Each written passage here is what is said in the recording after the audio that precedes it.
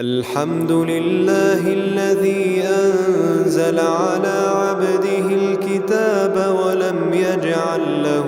عوجا قيما لينذر بأسا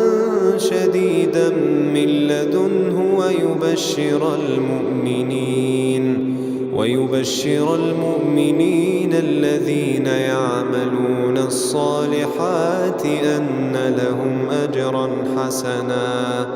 ماكثين فيه أبدا وينذر الذين قالوا اتخذ الله ولدا ما لهم به من علم ولا لآبائهم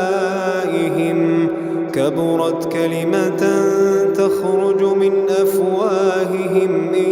يقولون إلا كذبا فلعلك باخع نفسك على آثارهم إن لم يؤمنوا بهذا الحديث أسفا إنا جعلنا ما على الأرض زينة لها لنبلوهم أيهم أحسن عملا وإنا لجاعلون ما عليها صعيدا جرزا أم حسبت أن أصحاب الكهف والرقيم كانوا من آياتنا عجبا إذ أوى الفتية إلى الكهف فقالوا ربنا آتنا من لدنك رحمة وهيئ لنا من أمرنا رشدا فضربنا على آذانهم في الكهف سنين عددا ثم بعثناهم لنعلم أي الحزبين أحصى لما لبثوا أمدا نحن نقص عليك نبأهم بالحق إنهم فتية آمنوا بربهم وزدناهم هدى وربطنا على قلوبهم إذ قاموا فقالوا ربنا رب السماوات والأرض لن ندعو من دونه إلها لقد قلنا إذا شططا هؤلاء قومنا اتخذوا من دونه آلهة لولا يأتون عليهم بسلطان بين فمن أظلم ممن افترى على الله كذبا وإذ اعتزلتموهم وما يعبدون إلا الله فأووا إلى الكهف ينشر لكم ربكم من رحمته ويهيئ لكم من أمركم مرفقا وترى الشمس إذا طلعت تزاور عن كهفهم ذات اليمين وإذا غربت تقرضهم ذات الشمال وهم في فجوة منه ذلك من آيات الله من يهد الله فهو المهتد ومن يضلل فلن تجد له وليا مرشدا وتحسبهم أيقاظا وهم رقود ونقلبهم ذات اليمين وذات الشمال وكلبهم باسط ذراعيه بالوصيد لو اطلعت عليهم لوليت منهم فرارا ولملئت منهم رعبا وكذلك بعثناهم ليتساءلوا بينهم قال قائل منهم كم لبثتم قالوا لبثنا يوما أو بعض يوم قالوا ربكم أعلم بما لبثتم فابعثوا أحدكم بورقكم هذه إلى المدينة فلينظر أيها أزكى طعاما فليأتكم برزق منه وليتلطف ولا يشعرن بكم أحدا إنهم إن يظهروا عليكم يرجموكم أو يعيدوكم في ملتهم ولن تفلحوا إذا أبدا وكذلك أعثرنا عليهم ليعلموا أن وعد الله حق وأن الساعة لا ريب فيها إذ يتنازعون بينهم أمرهم فقالوا ابنوا عليهم بنيانا ربهم أعلم بهم قال الذين غلبوا على أمرهم لنتخذن عليهم مسجدا سيقولون ثلاثة رابعهم كلبهم ويقولون خمسة سادسهم كلبهم رجما بالغيب ويقولون سبعة وثامنهم كلبهم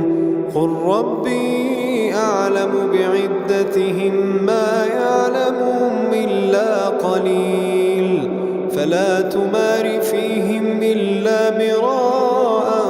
ظاهرا ولا تستفت فيهم منهم أحدا ولا تقولن لشيء إني فاعل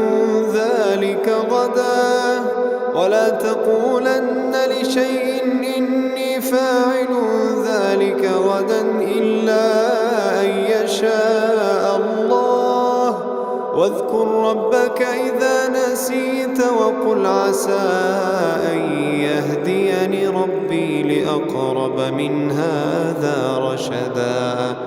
ولبثوا في كهفهم 300 سنين وازدادوا 9 قل الله أعلم بما لبثوا له غيب السماوات والأرض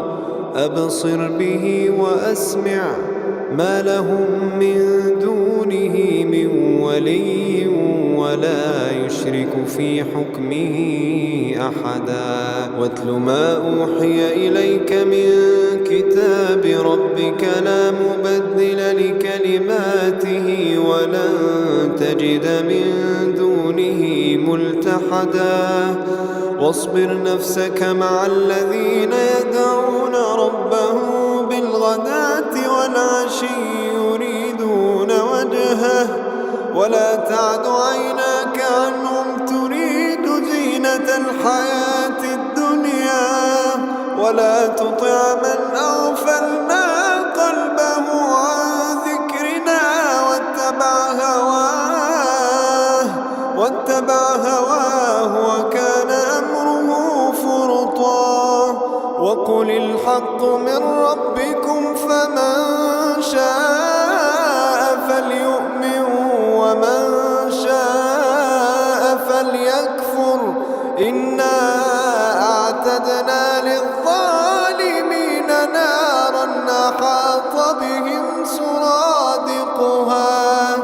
وإن يستغيثوا يغاثوا بماء كالمهل يشوي الوجوه بئس الشراب وساءت مرتفقا إن الذين آمنوا وعملوا الصالحات إنا لا نضيع أجر من أحسن عملا أولئك لهم جنات عدن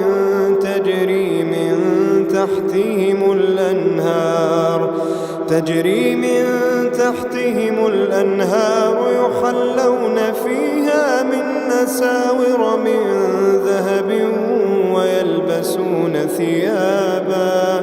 ويلبسون ثيابا خضرا من سندس واستبرق متكئين فيها على الأرائك نعم الثواب وحسنت مرتفقا واضرب لهم مثلا الرجلين جعلنا لأحدهما جنتين من أعناب وحففناهما بنخل وجعلنا بينهما زرعا كلتا الجنتين آتت أكلها ولم تظلم منه شيئا وفجرنا خلالهما نهرا وكان له ثمر فقال لصاحبه وهو يحاوره أنا أكثر منك مالا وأعز نفرا ودخل جنته وهو ظالم لنفسه قال ما أظن أن تبيد هذه أبدا وما أظن الساعة قائمة ولئن رددت إلى ربي لأجدن خيرا منها منقلبا قال له صاحبه وهو يحاوره أكفرت بالذي خلقك من تراب ثم من نطفة ثم سواك رجلا لكن هو الله ربي ولا أشرك بربي أحدا ولولا إذ دخلت جنتك قلت ما شاء الله لا قوة إلا بالله إن ترني أنا أقل منك مالا وولدا فعسى ربي أن يؤتيني خيرا من جنتك ويرسل عليها حسبانا من السماء فتصبح صعيدا زلقا أو يصبح ماؤها غورا فلن تستطيع له طلبا وأحيط بثمره فأصبح يقلب كفيه على ما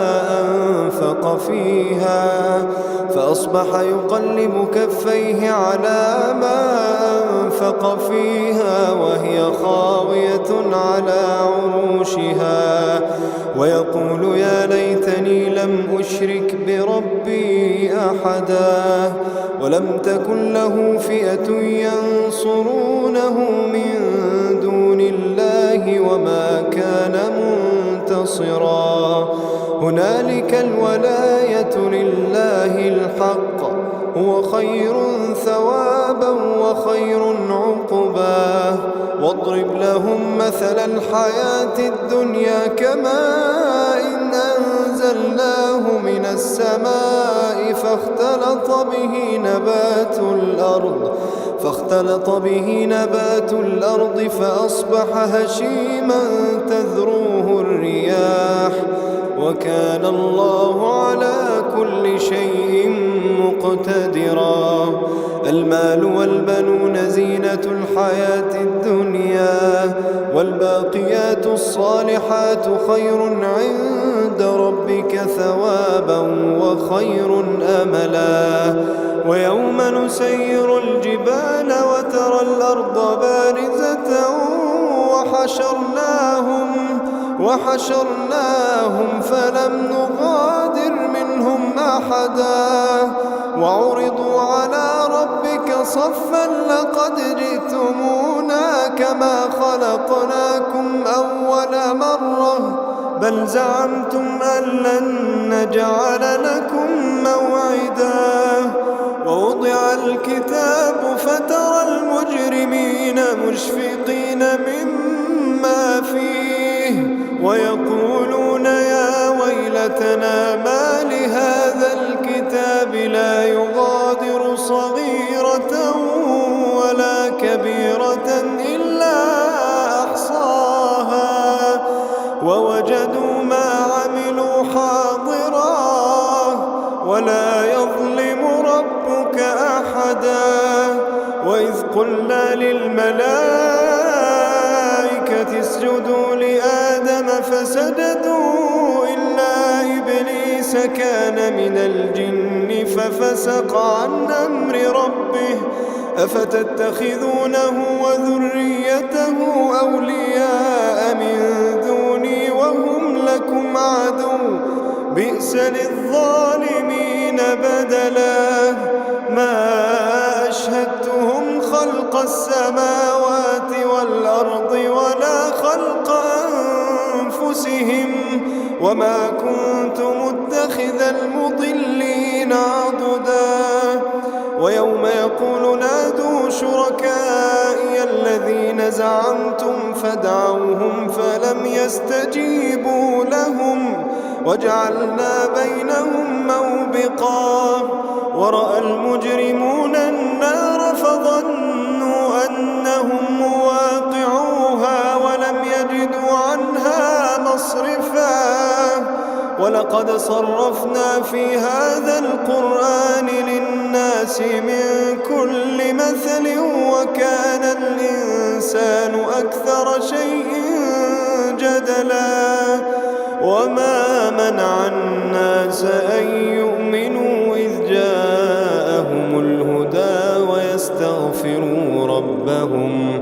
إلا أن تأتيهم سنة الأولين أو يأتيهم العذاب قبلا وما نرسل المرسلين إلا مبشرين ومنذرين ويجادل الذين كفروا بالباطل ليدحضوا به الحق واتخذوا آياتي وما أنذروا هزوا ومن أظلم ممن ذكر بآيات ربه فأعرض عنها ونسي ما قدمت يداه إنا جعلنا على قلوبهم أكنة أن يفقهوه وفي آذانهم وقرا وإن تدعهم إلى الهدى فلن يهتدوا إذا أبدا وربك الغفور ذو الرحمة لو يؤاخذهم بما كسبوا لعجل لهم العذاب بل لهم موعد لن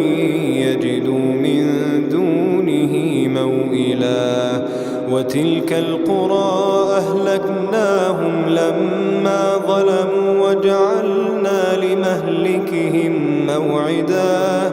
وإذ قال موسى لفتاه لا أبرح حتى أبلغ مجمع البحرين أو أمضي حقبا فلما بلغا مجمع بينهما نسيا حوتهما فاتخذ سبيله في البحر سربا فلما جاوزا قال لفتاه آتنا غداءنا لقد لقينا من سفرنا هذا نصبا قال أرأيت إذ أوينا إلى الصخرة فإني نسيت الحوت وما أنسانيه إلا الشيطان أن أذكره واتخذ سبيله في البحر عجبا قال ذلك ما كنا نبغي فارتدا على آثارهما قصصا فوجدا عبدا من عبادنا آتيناه رحمة من عندنا وعلمناه من لدنا علما قال له موسى هل أتبعك على أن تعلمني مما علمت رشدا قال إنك لن تستطيع معي صبرا وكيف تصبر على ما لم تحط به خبرا قال ستجدني إن شاء الله صابرا ولا أعصي لك أمرا قال فإن اتبعتني فلا تسألني عن شيء حتى أحدث لك منه ذكرا. فانطلقا حتى إذا ركبا في السفينة خرقها قال أخرقتها لتغرق أهلها لقد جئت شيئا إمرا. قال ألم أقل إنك لن تستطيع معي صبرا. قال لا تؤاخذني بما نسيت ولا ترهقني من أمري عسرا. فانطلقا حتى إذا لقيا غلاما فقتله قال أقتلت نفسا زكية بغير نفس لقد جئت شيئا نكرا.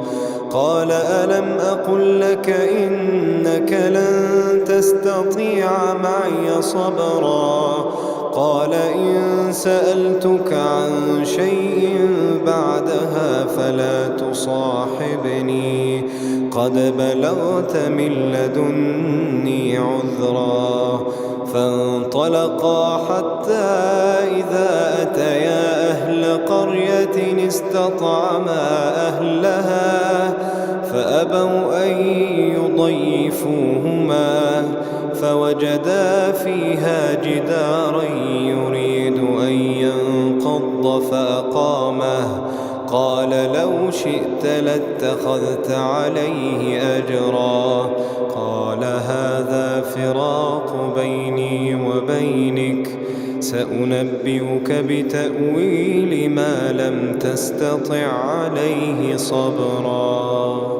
أما السفينة فكانت لمساكين يعملون في البحر فأردت أن أعيبها وكان وراءهم ملك يأخذ كل سفينة غصبا. وأما الغلام فكان أبواه مؤمنين فخشينا أن يرهقهما طغيانا وكفرا فأردنا أن يبدلهما ربهما خيرا منه زكاة وأقرب رحما. وأما الجدار فكان لغلامين يتيمين في المدينة وكان تحته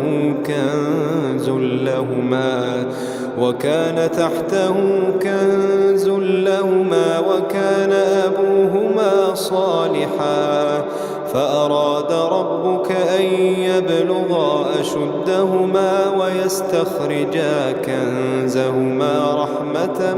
من ربك وما فعلته عن أمري ذلك تأويل ما لم تسطع عليه صبرا. ويسألونك عن ذي القرنين قل سأتلو عليكم منه ذكرا. إنا مكنا له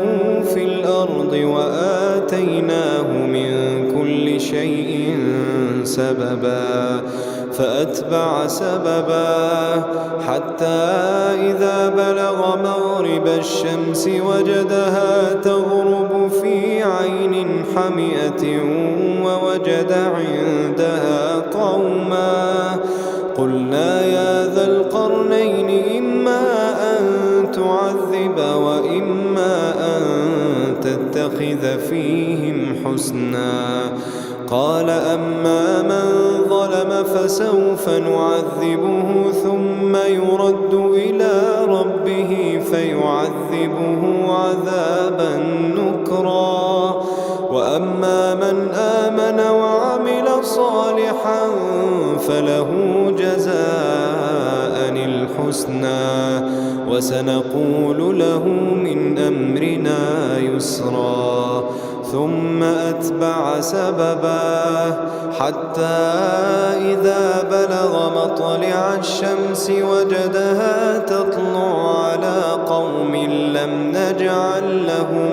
من دونها سترا كذلك وقد أحطنا بما لديه خبرا ثم أتبع سببا حتى إذا بلغ بين السدين وجد من دونهما قوما لا يكادون يفقهون قولا قالوا يا ذا القرنين إن يأجوج ومأجوج مفسدون في الأرض فهل نجعل لك خرجا على أن تجعل بيننا وبينهم سدا قال ما مكني فيه ربي خير فأعينوني بقوة أجعل بينكم وبينهم ردما آتوني زبر الحديد حتى إذا ساوى بين الصدفين قال انفخوا حتى إذا جعله نارا قال آتوني أفرغ عليه قطرا فما استطاعوا أن يظهروه وما استطاعوا له نقبا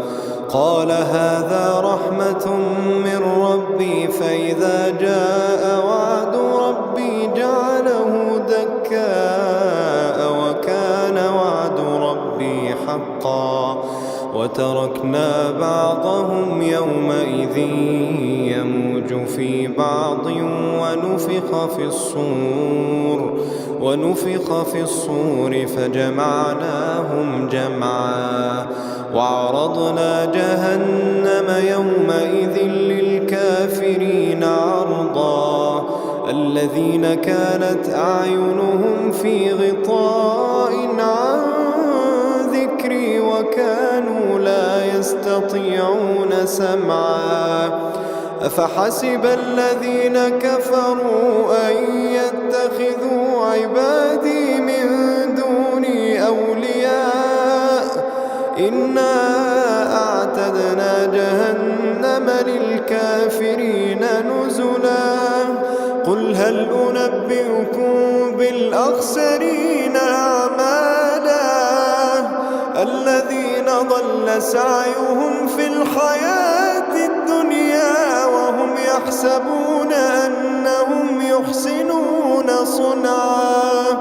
أولئك الذين كفروا بآيات ربهم ولقائه فحبطت أعمالهم فلا نقيم لهم يوم القيامة وزنا ذلك جزاؤهم جهنم بما كفروا واتخذوا آياتي ورسلي هزوا إن الذين آمنوا وعملوا الصالحات كانت لهم جنات الفردوس نزلا خالدين فيها لا يبغون عنها حولا قل لو كان البحر مدادا لكلمات ربي لنفد البحر قبل أن تنفد كلمات ربي ولو جئنا بمثله مددا قل إنما أنا بشر مثلكم يوحى إلي أنما إلهكم إله واحد فمن كان يرجو لقاء ربه فليعمل عملا صالحا ولا يشرك بعبادة ربه أحدا.